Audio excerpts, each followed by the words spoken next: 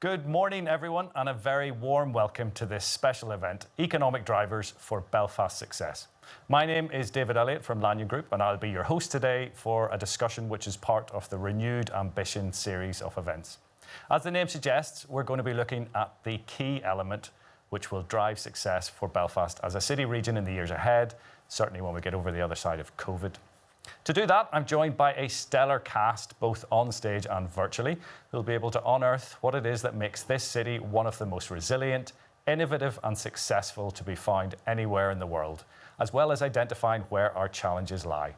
We're particularly interested in that first attribute, which is resilience, because it's something which Belfast has displayed in spades over the past number of years, and it's something which will be needed to ensure our recovery is meaningful and indeed long-lasting. Brexit and COVID are strong headwinds which many economies are going to have to overcome. So we're going to find out how well placed Belfast is to face them and any other challenges which may appear. We're going to ask how each of the key investment pillars upon which the city's past success has been built will play their part in rebooting Belfast's successful future. How we can build back better and adapt to meet the changed environment. How do we nurture the growing desire for city centre living, the most significant opportunity in this city for investors? How can we learn from other city regions? We're also going to be pinpointing the investment opportunities which are available across the city region as part of our successful future and give potential investors the chance to join in this city's success. We've got a lot to get through, as you can see, so without further ado, let me introduce our esteemed panel. With me here in the studio, we have Suzanne Wiley, who is Chief Executive of Belfast City Council. We have Kevin Holland, who's Chief Executive of Invest Northern Ireland. We have James Eyre, who's Commercial Director of Titanic Quarter. And joining us by the power of technology, live from London, is Emma Cariaga from British Land, who is Joint Head of Canada Water and also a Belfast Innovation and Inclusive Growth Commissioner. For those of you not familiar with Canada Water, it is centred on the delivery of a £3.5 billion new town centre in South East London, one of the largest regeneration projects in the city. We're going to be opening up the debate with all of them in just a second, but before we have a short video to remind you why there is much to be optimistic about in relation to our capital city and what it has to offer.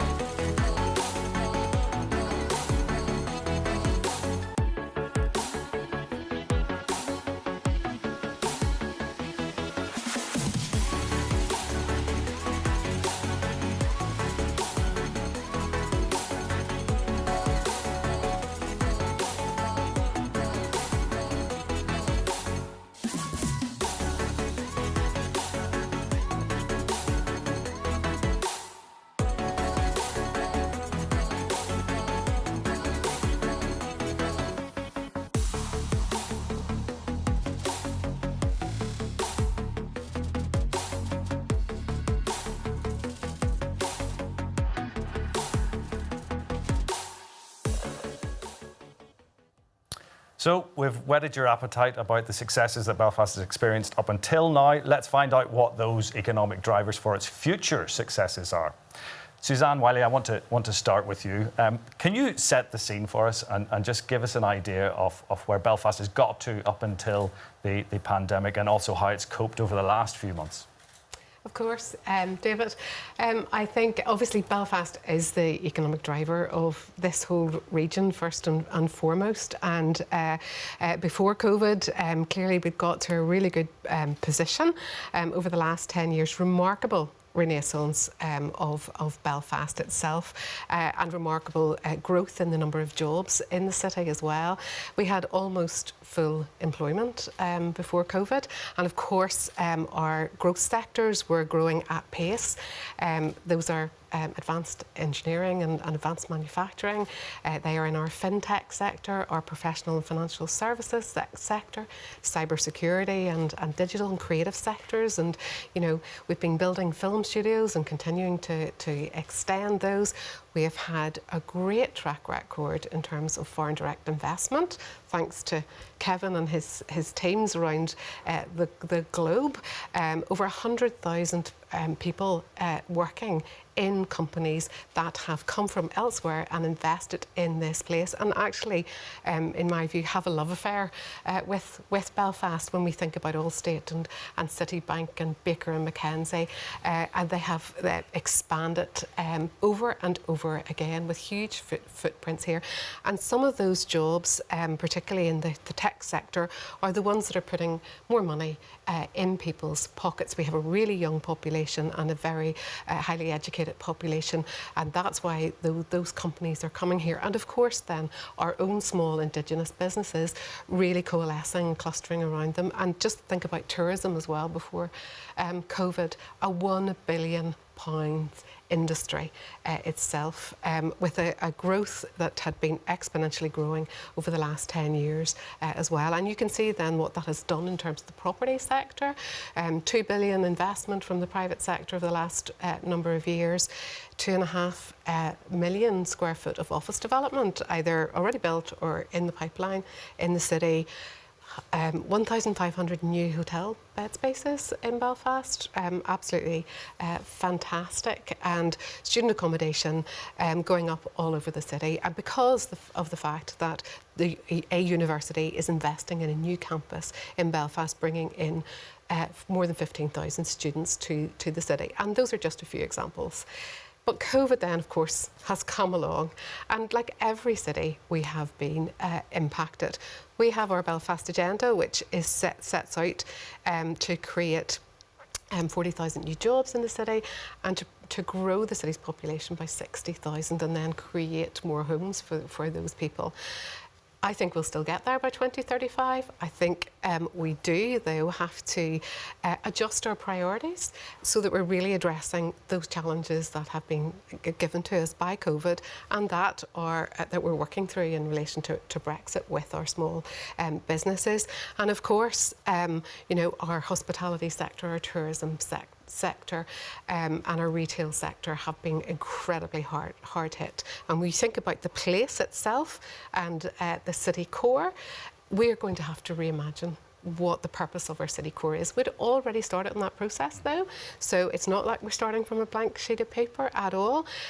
We already had set out a bolder vision for what our city centre should look like, and at scale getting many more people and families living in our city centre and connecting to the city in a different way than they have before. And of course with many other levers that will bring in more investment, but we'll talk about those later. Do you think Belfast's resilience, because it's shown resilience over many years through many challenges that it's had, do you think that has stood it in good stead to face the current challenges? I think it has. I mean, obviously our people and, you know, are incredibly resilient in terms of how they adapt and adjust to all the challenges that have been thrown at them over many years. And many of our businesses are incredibly resilient as well. Many of those businesses that I talked about have actually grown and employed more people during COVID, because they've been able to continue uninterrupted business. You know, companies like Fintru, for example, companies like Allstate have been employing more people into their industry because they have actually been able to adapt much quicker than, say, some of their counterparts in other parts of the world. So I think we are resilient. Fortunately, again, Belfast had employed a resilience commissioner for the city 2 years ago now, part of a worldwide network of resilient cities. And we had done an assessment of our resilience needs, and we now have a resilience plan sits alongside our recovery plan for COVID, which looks at how we will invest and stimulate the economy to get back up and going again. You mentioned there a number of inward investors that have really made Belfast home, and as you say, you really are in love with it. Do you think that the Belfast's investment proposal for those guys and for potential new investors coming in, that's still relevant at the minute?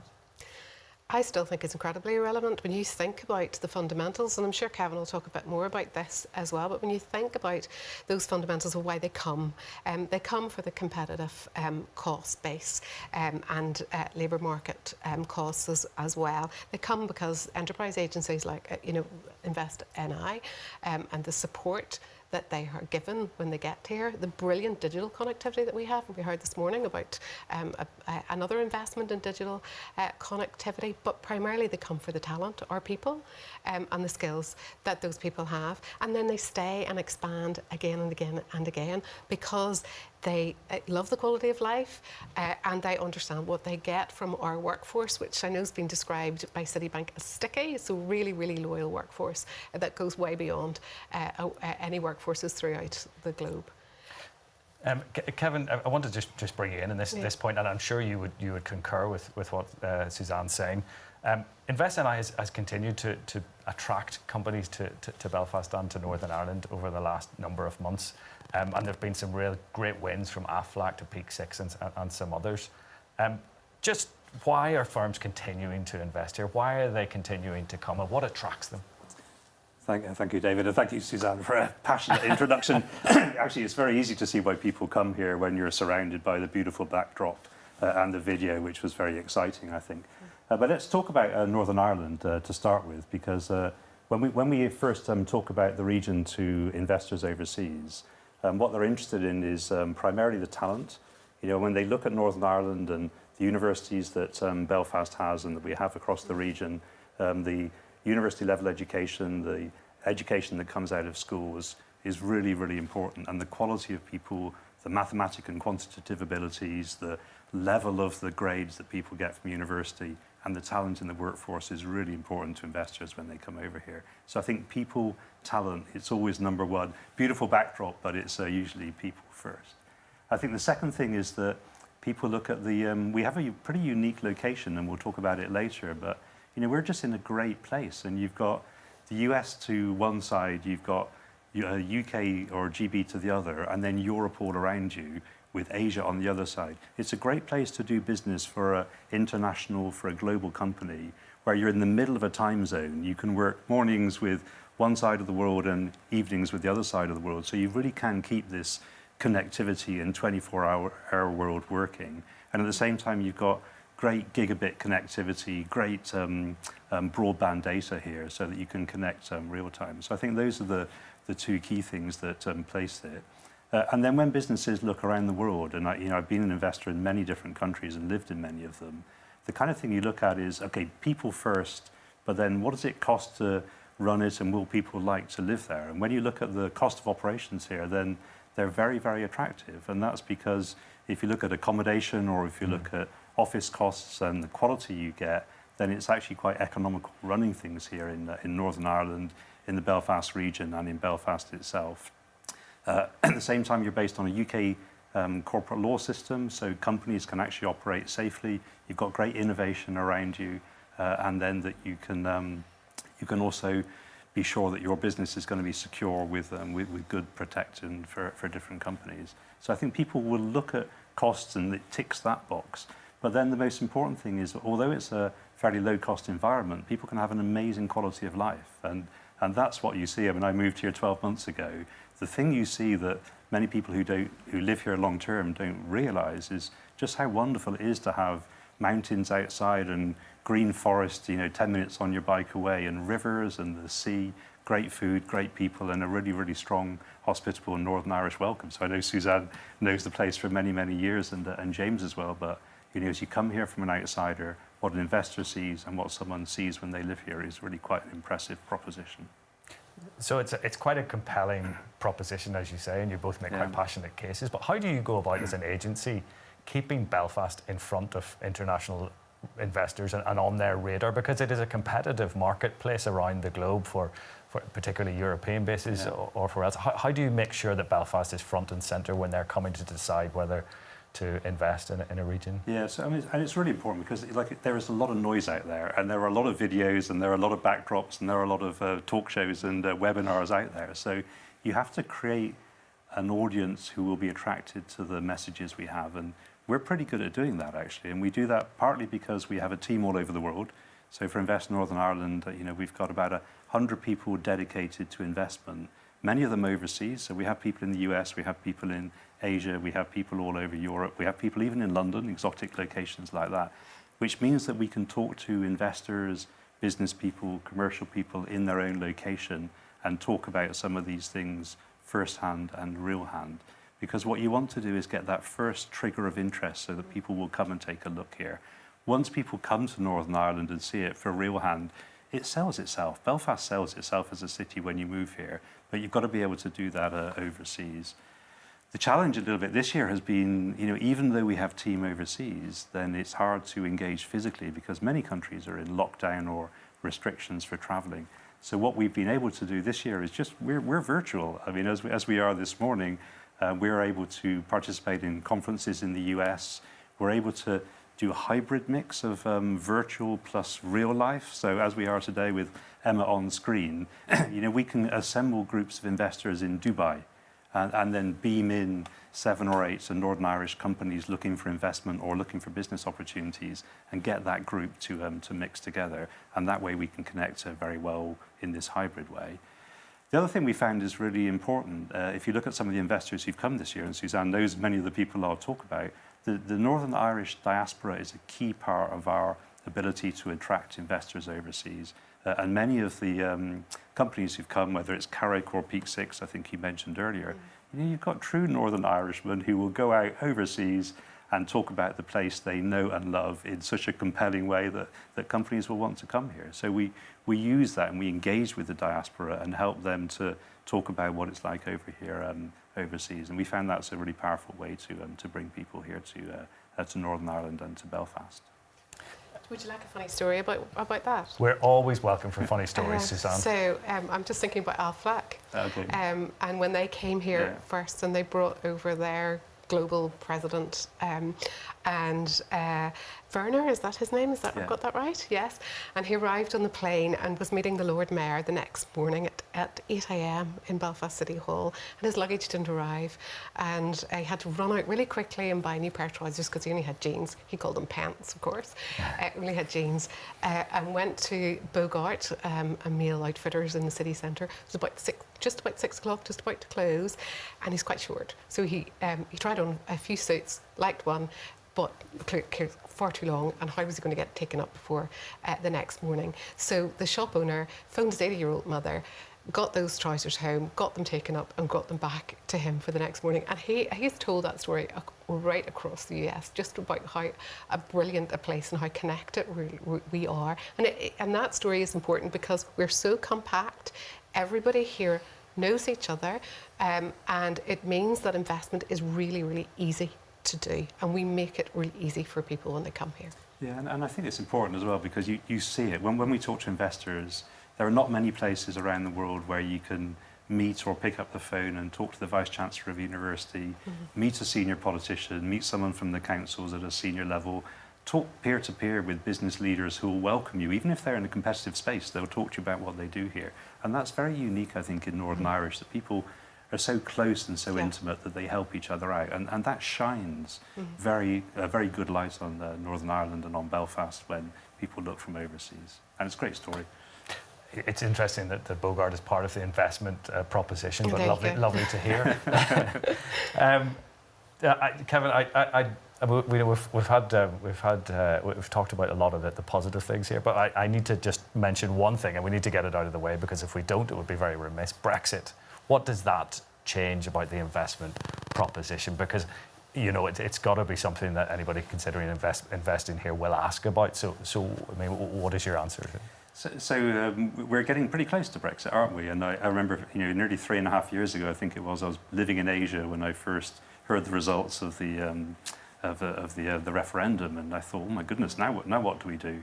But really, over the last 3 years, I think all the possible problems and complications and irritations, as well as the opportunities and the things that can be better afterwards, they've been talked through. There's been a lot of business listening groups. There's been a lot of discussion around how do you prepare for it.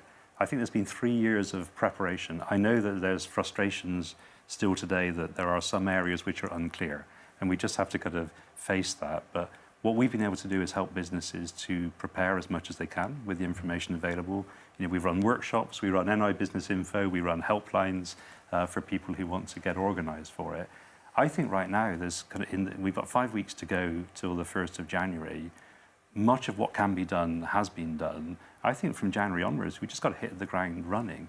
What is the economic impact will be based on what do we do, you know, from January the 1st onwards. And I think that to win and succeed in business, you've got to compete with a unique proposition. And from January, Northern Ireland really has a unique proposition.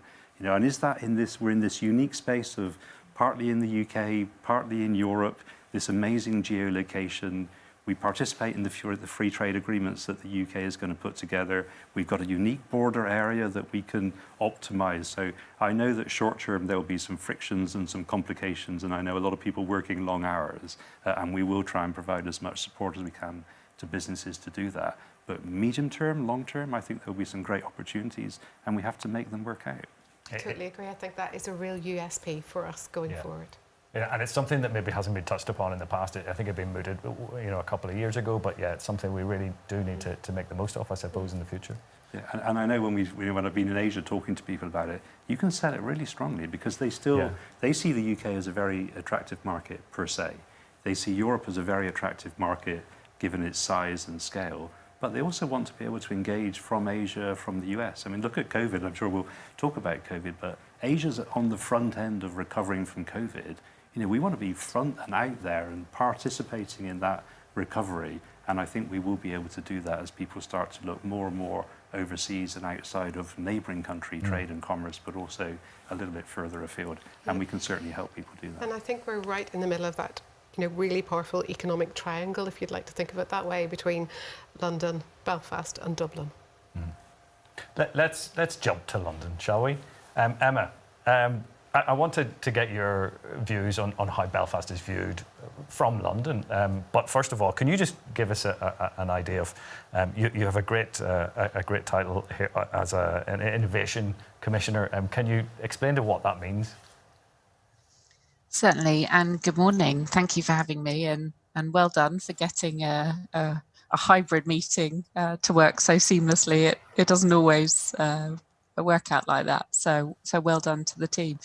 I think, as you've already heard from Suzanne, you know, the fantastic thing about Belfast is the people and the very, you know, in a way, small big city of people that know each other incredibly well and who have done some wonderful things.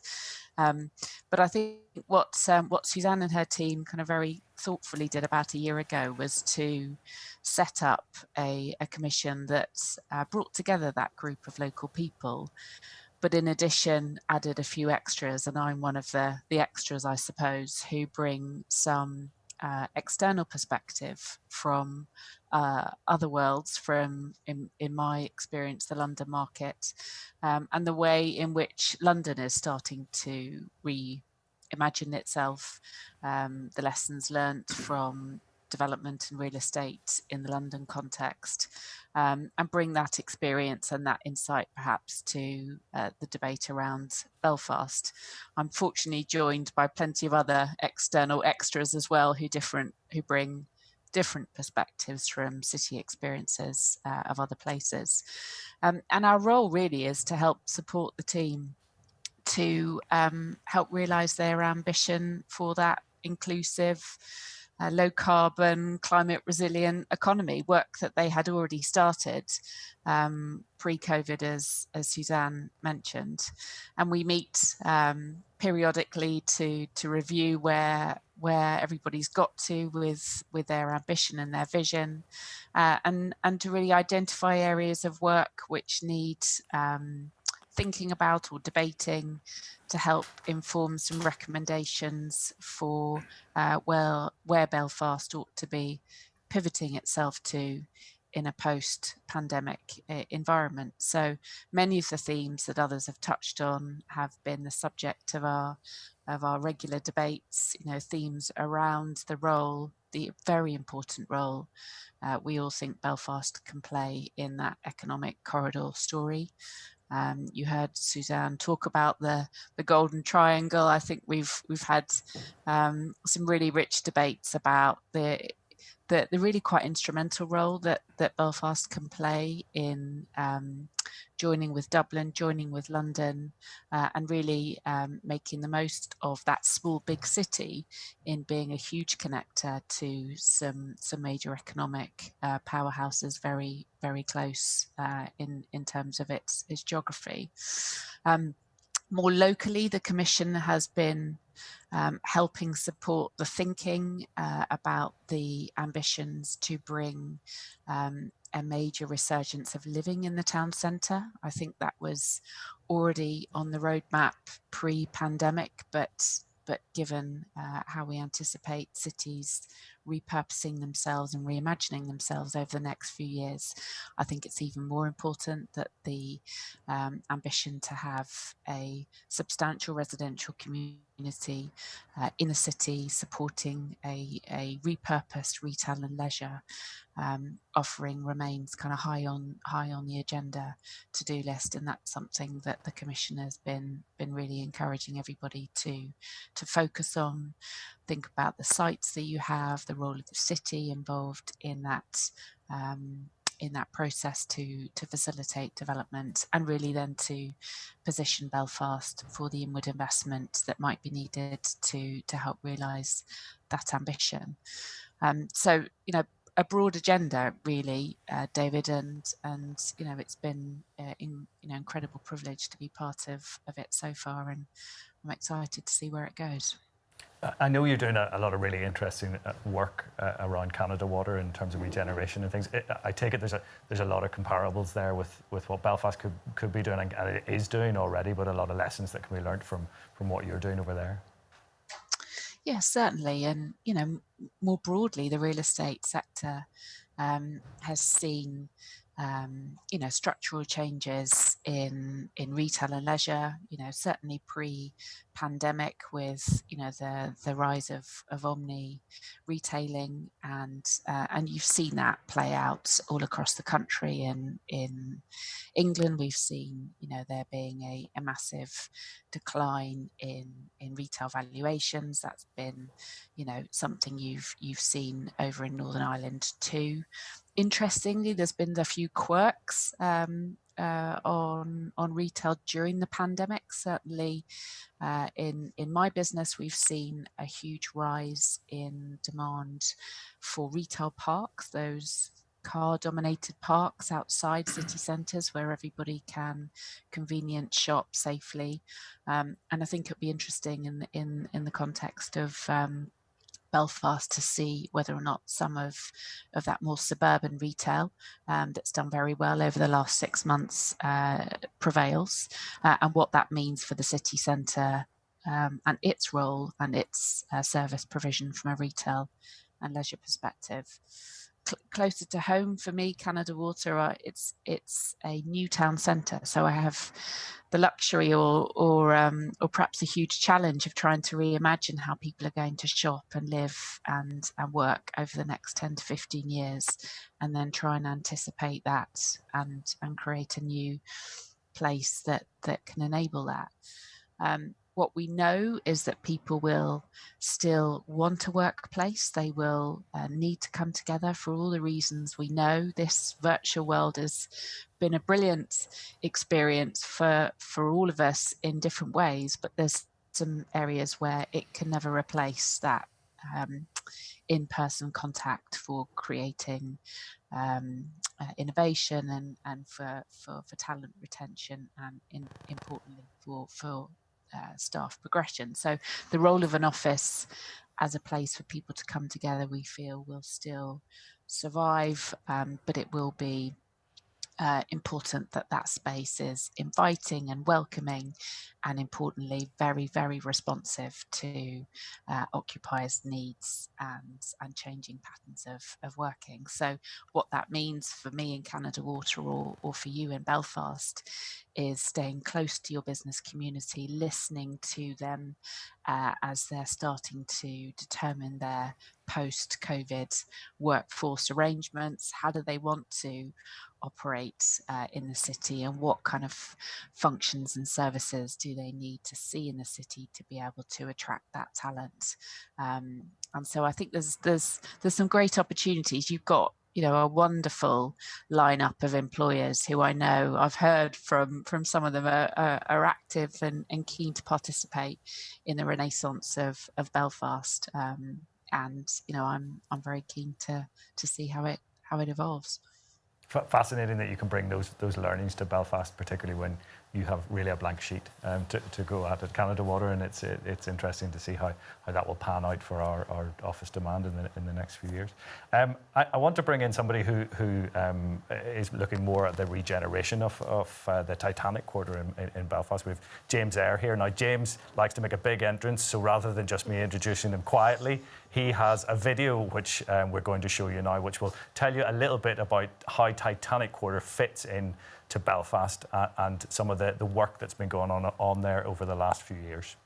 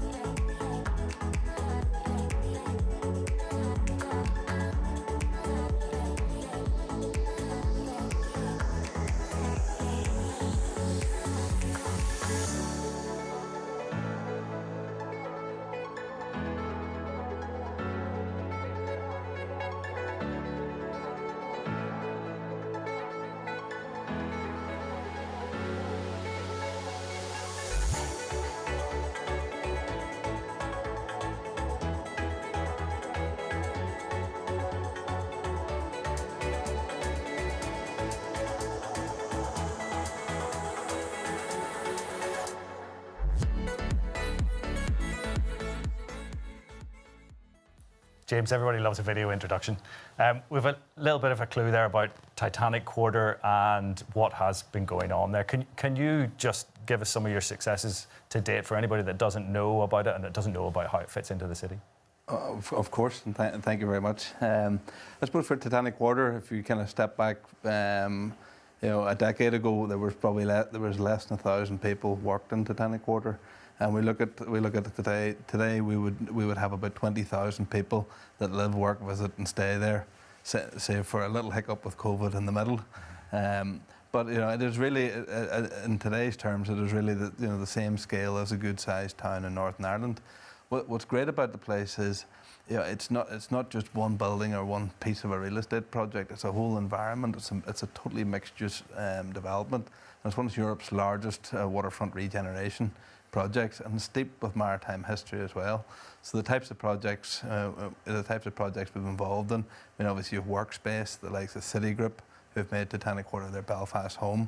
You have Catalyst, who have over 100 national, multinational and local businesses, along with the universities.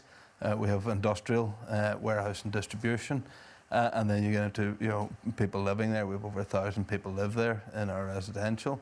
We developed the media campus, which has been home of Game of Thrones now for, was home for Game of Thrones for a decade, and really transformed our whole screen industry, and has been a part of that journey. And and then we look at our visitor attractions, Titanic Belfast, which has been huge for the success of building the city from 2012.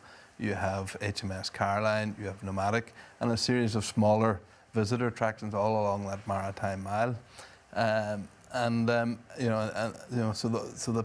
we've got Belfast Met, which is a college. So when you put all of these uses together, it creates a very vibrant ecosystem, which allows you to have an overall development, which is continually animated and which we're continually trying to build upon. So it's been very exciting to date, and we've lots of new projects to come across the sectors. And it's interesting how it's coming together, because you have offices, you have residential, you have attractions. And previously, I mean, maybe 10, 15 years ago, when it was somewhere that was maybe just had one or two of those things, you're now really becoming a destination that people want to go and live, work, and indeed relax as well. Yeah, and I suppose that's one of the keys. That's one of the keys to it, and it's a part of sustainable development is building that mixed use. So people can live and work. But for me, part of it, is creating a place for not only the people that live, work, visit, and stay there, but for the citizens of Belfast. So we have the privilege of hosting a number of the major events every year, like Halloween. BBC proms, with the privilege of the Giro d'Italia in 2014, major things for the city. And the Maritime Festival. And the Maritime Festival. So all of the building all these things up, and it's building it up, and it's great for everyone, and getting people out onto our waterfront. And you're wrapping it around. There's the Maritime Mile, I believe, that really just set. It talks about how you can walk down Titanic Quarter and really enjoy the maritime experience. Yeah, I mean the Maritime Mile is super, and it extends beyond Titanic Quarter as well, and it really allows people to come down and enjoy the waterfront, whether you live in the city or whether you're visiting, and start to engage with all of the maritime assets that we have along the waterfront mile, and that's just it's creating good places, safe places for families to come and recreate, whether it's on a Sunday afternoon, walk the dog, and enjoy what is a great place. What's your sell to inward investors? I mean, we've put that to Suzanne and Kevin already. What's your sell as Titanic Quarter? It's a great, it's a great place. For us, we're trying to, we're delivering new projects to attract inward investment. Projects like Olympic House, which we've on site, which is a new BREEAM excellent office building with about 150,000 square foot. But creating the destination and helping do our part to help sell Belfast as a place for occupiers to come and locate and to thrive. And it's there, you can see it, and we've already covered it. We've talked about it. These companies, they come with a reasonably small appetite, and they just grow and they continue to grow, and they talk very strongly about how great a place it is. And do you have some future developments that are going to take place? Some of them you can't talk about, I know, but you have a few projects in the pipeline. Well, I suppose I've mentioned Olympic House, which is a key employment space, which could house up to nearly 2,000 people. We're certainly working on the next batch of residential projects, which is key to the overall regeneration. We got planning permission for the next hotel. With 3 hotels, that'll be the 3rd hotel in Titanic Quarter. We got that earlier in the year, and we've also recently got planning permission for an aquarium. Those 2 projects will go onto site next year. Slightly delayed with COVID, but we'll go onto site, and that's part of what we're trying to do, which is continuing to build across all of the sectors and continue to build that mixed-use development and that ecosystem that just continually works, and is our part of augmenting the city and seeing Belfast just thrive. It is a very special place, I think, and a lot of companies are trying to explore co-working space and what can you do with that. And the reason you do co-working is because you get cross-fertilisation of ideas. Around Titanic Quarter, around Belfast, I mean, it really does work, because in Catalyst you have companies from very different sectors, whether it's kind of engineering and high tech, or in cyber, or in fintech, but they're kind of mixing in the same corridors, and this living, your phrase, living, relaxing, working in the same place. The opportunities for cross-fertilisation, I think, are really, really powerful. And you still see the big yellow cranes of Harland and Wolff there, so you've also got big manufacturing and aerospace, some of the finest kind of composite manufacturing in the world there. So, I really think that as that area develops and grows, and as you put more and more innovation and invest in innovation there, as you put the connectivity of 5G going in there as well, which I think is really interesting, then I think there's a great future for it. Kevin, having talked to inward investors myself in the past, and I think we've talked about it before, that you're talking about collaboration there, but the collaboration and the short lines of communication between businesses, the public sector, the people that they need to know in the public sector, the people in universities and schools, that's something we take for granted, I think, here in Northern Ireland and in Belfast. But I know that inward investors really, really value that and really place I it. think it's really important. And well, the reason I spoke up is I was listening to James and also thinking about Seattle. Again, Seattle's great city as well, beautiful place, lots of water, big aerospace, big software. But if this small big city approach that Emma mentions, we're a kind of mini Seattle. We're a small Seattle. The benefit is that you can walk across from one place to another. You can't do that between Boeing and Microsoft in Seattle. And if you did, you're going to have 5,000 people at each place who barely know each other, let alone know the connections in the other place. I really think that this small, big city and putting it that close, that intimacy is really important. And because you do have government, business, university, all keen in the same place, I think we'll do some great projects. And one of the kind of most recent examples, I think, is Artemis and what they're doing with the Maritime Consortium. So, Belfast and Northern Ireland has a real chance to take a leading position in the green future of the United Kingdom and the world. And I think today the Prime Minister in the UK is going to announce £12 billion of investment into green technology. We're already doing it in Belfast and in your area. They're already collecting £33 million of investment from the UK in future innovation to make zero carbon ferries. Wonderful for Belfast. Tradition of shipbuilding, tradition of new technology, and then bringing a green environment into the city. And I think things like that will be really successful. Yeah, you've got it all, James, down there. Yeah, can I just give just one very short story, just when we talk about the kind of live-work piece, and it was with some of our residents who live in Titanic Quarter one night, and I was talking to a young family who had moved from London to Belfast and live in Titanic Quarter, and he works in city. And he said it just changed. He'd never been to Belfast before getting the job in Belfast. He said it just changed his life. And he lived in London. He left the house, had an hour and a half commute to work, and then an hour and a half commute back. And they moved to Belfast. And he gets up, has breakfast with his wife, and they've since had their first child. Walks across the street into work, walks back across and has lunch with them, and walks across back to this afternoon. And it just changed his life. And this is what, city centre living, this is, and this whole live-work balance and having all of this is what it's about. And it changes people's lives. They're happier, they're working harder, companies are getting more out of it. That's what this is all about. And down there you can even live on a boat, as James does regularly in the marina. Of course. But one of the things that we're to just build on some of the things you've been talking about, and particularly Kevin, when you talk about innovation, because one of the things we're really, really trying to promote now is an innovation district and smart districts. And the innovation district, taking in Titanic Quarter, taking in the port in Belfast, was a really interesting model because it's a trust model, so it can reinvest itself and work with the private sector too, and taking in some of the city core. And then really focusing on our sectors like fintech and health tech and clean tech that you have talked about, and making sure then that we are digitally enabling all of those, making sure that we're providing the right research excellence as well, alongside the startups, the entrepreneurs and the larger enterprises, so that all of that collides together and creates much more growth in those sectors, and then reskilling and skilling up our population to get those jobs of the future.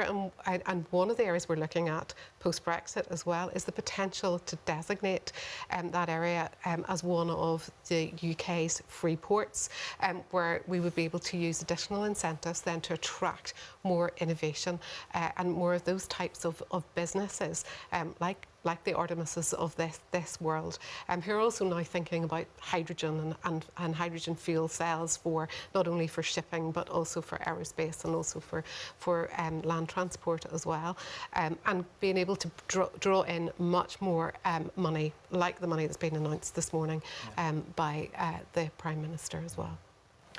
Emma, from a London point of view, are our specialism, our sector specialisms, is our cell well known enough in that region? Do people look at Belfast and say, "Oh yes, we're great in fintech. We're great in and the things that we managed to sort of shine a light from here on?" Or do we need to do more of that? I think people are starting to realise. I must admit, when I first got involved with the commission, it was the first time I really understood the kind of scale of your involvement in cybersecurity, and the breadth of organizations involved, the number of employees as a percentage of the world's population. I don't know the figure, Suzanne will, but it's an impressive number. And those sorts of specialisms, I guess, that are quite unique and distinctive to Belfast were a surprise. I think others, are increasingly becoming aware, and I wonder whether or not really this economic corridor arrangement and the triangle positioning Belfast as key to the links between Dublin and London will give you a chance to really shout about those much more so, because they are unique to you. They are huge advantages in terms of additional opportunities around inward investment. And I would echo everything that's been said about the quantum of investment out there, if only it had somewhere to be placed. We're seeing investment demands in London, at insatiable levels in many sectors, particularly in the sectors where you're strong. And so I think it's there for the taking, and I think there's more that could be done to really shout about your unique advantages. Send it our way, Emma, send it our way. Suzanne, I want to touch on a major thing that really will transform not just Belfast, but the region as well, the Belfast City Region deal. How important is that for the future of this city and indeed for Northern Ireland? It's incredibly important. I mean, it really is, we overuse the word game changers, but it is just that, because it's £850 million worth of public sector investment that's going into projects to really boost growth in all those sectors we've just talked about. It'll boost growth in tourism, it'll boost growth in fintech, in health tech, in clean technology, in our financial services sector, in our life sciences sectors, in our advanced manufacturing sectors as well. So 22 physical projects that are going to be delivered are in the city and around the city region to really boost that. And of course there would be investment in infrastructure as well to boost that connectivity around the city region too. So and it is actually a recovery piece, I think, from COVID as well. I think it's a really important tool that we're going to use to help ourselves recover from COVID. And of course, it's co-investment. So I think that's really important. Some of the money is coming from Westminster, some of it's coming from the Northern Ireland Executive, some of it's coming from the councils, the universities, the private sector. And we've created this really deep partnership now that will stand us in really brilliant stead. And so we will attract more private sector investment around this. Just take the investment in digital connectivity. We're already attracting significant private sector investment into that whole telecommunications infrastructure here in the city because of what we're doing in City Deal, and it's creating that level of momentum. I know in Cardiff, for example, they had £1 billion worth of a deal and they attracted £4 billion worth of private sector investment alongside that. That's what we're going to see happen here over this next period of time. Kevin, City Deal must be a welcome resource for you as well, and another. To be honest, and I agree. And I agree. I mean, it's a pathway out of COVID. It's a major investment. I think it's about $1,000 per person in Northern Ireland. So it's a significant investment. The executive political group is right behind it. But for me, what's really interesting is you've got a digital pillar and an innovation pillar. I know there's some other ones, but if we get those two bits right, we will really make Northern Ireland of the future a very different and an even better place than it is today.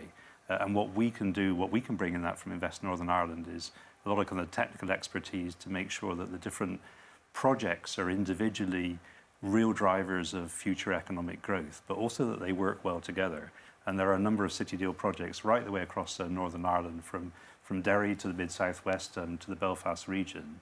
But what we have seen this year, and I think partly because of COVID and the fact that everyone's working from home, is if you're working from home, you're the neighbour with someone who's 100 miles away or 100 yards away. It's the same, actually. So I think we've seen real cooperation between these different City Deal projects. In innovation healthcare, I think there's some very interesting projects that will change the way clinical trials are done, which will help bring new medicines, new therapies. I think very topical. They will bring them to market much more quickly because of the way the City Deals will work. And I think Belfast has some real expertise, particularly in how to do that. There's companies like Diaceutics here who can look at how you do advanced AI on clinical trial design, who can cut £500 million in 3 years off the time it would take to bring a vaccine to market. We need people like that right now.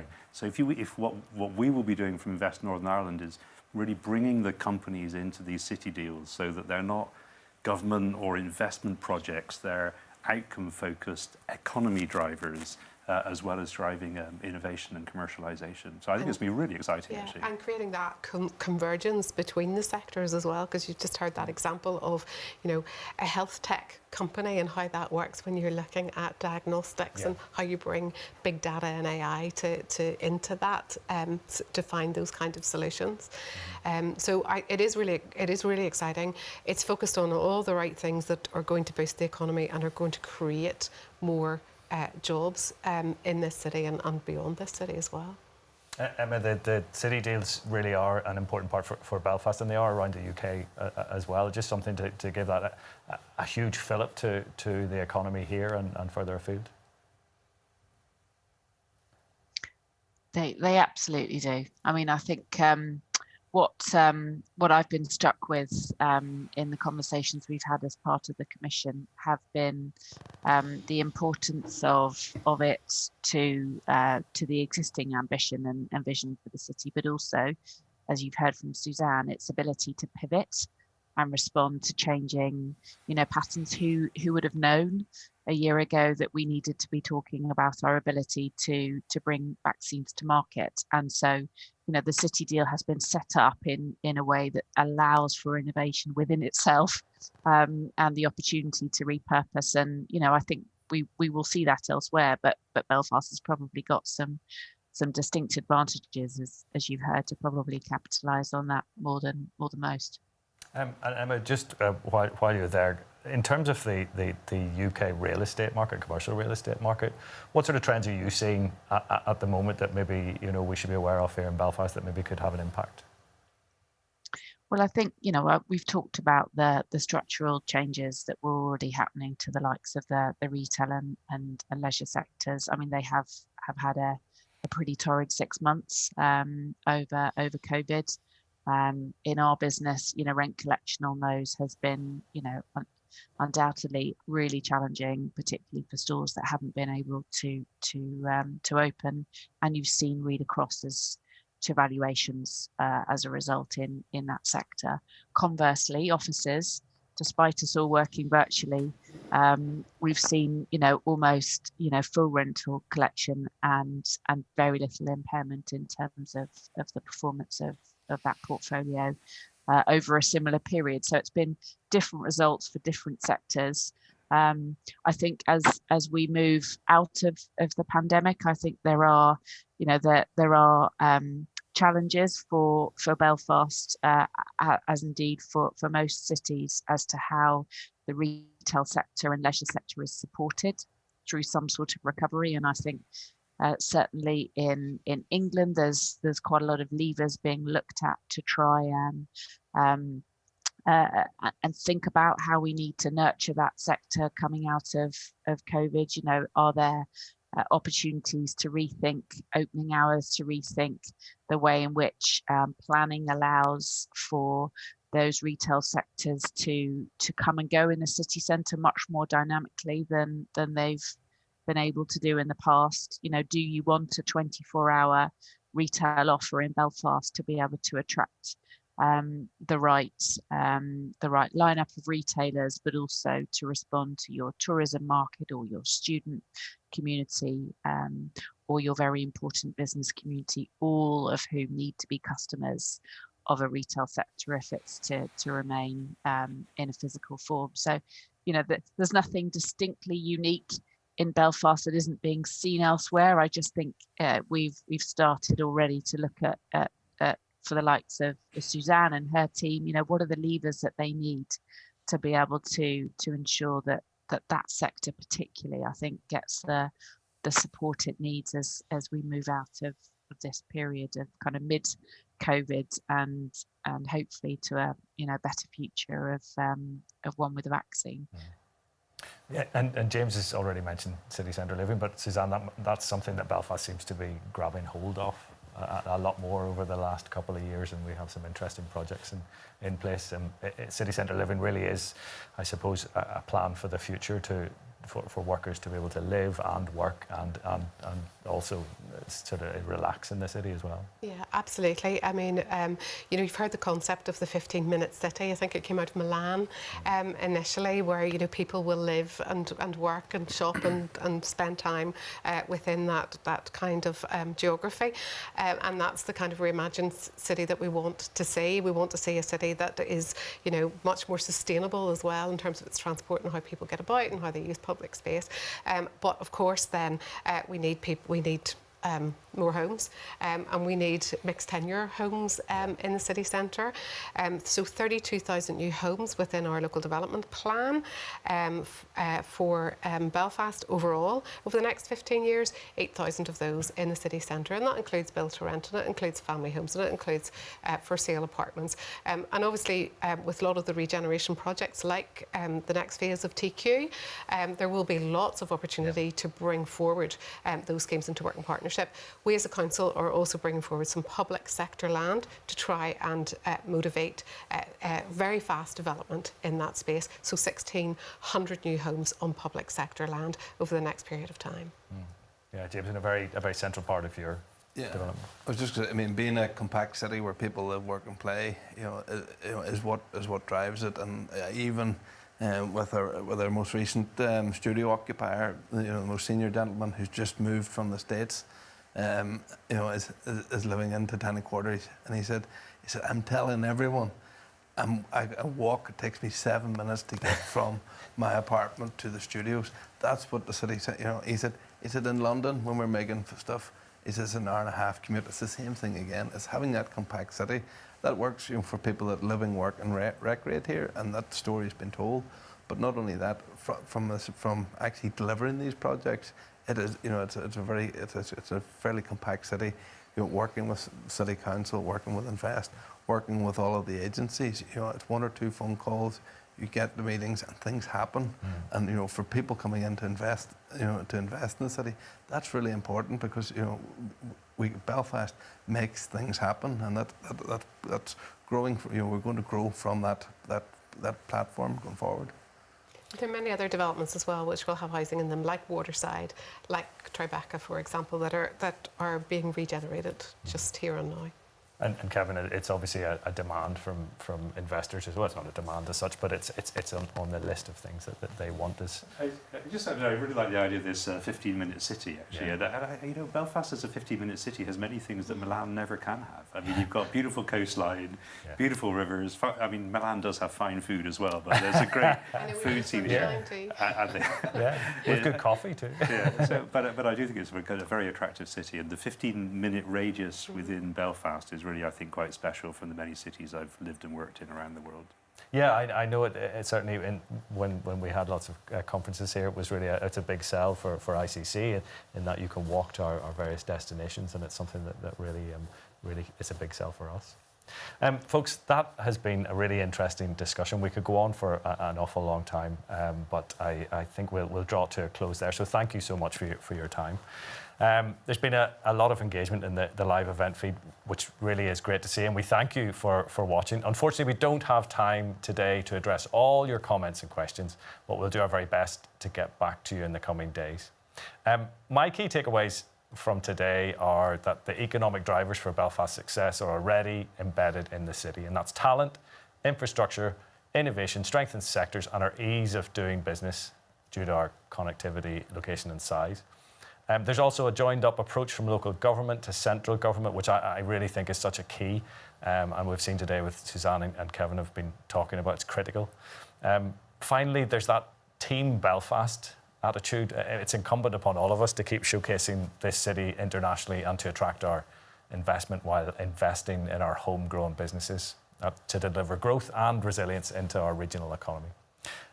Again, to my guest today, thank you so much for your huge input. It's been brilliant listening to you, and I hope you've all enjoyed it. We're going to be on this forum again next week, looking at reimagining our city centre, which is going to be a really interesting one. Until then, have a very good week, and thank you all for joining us.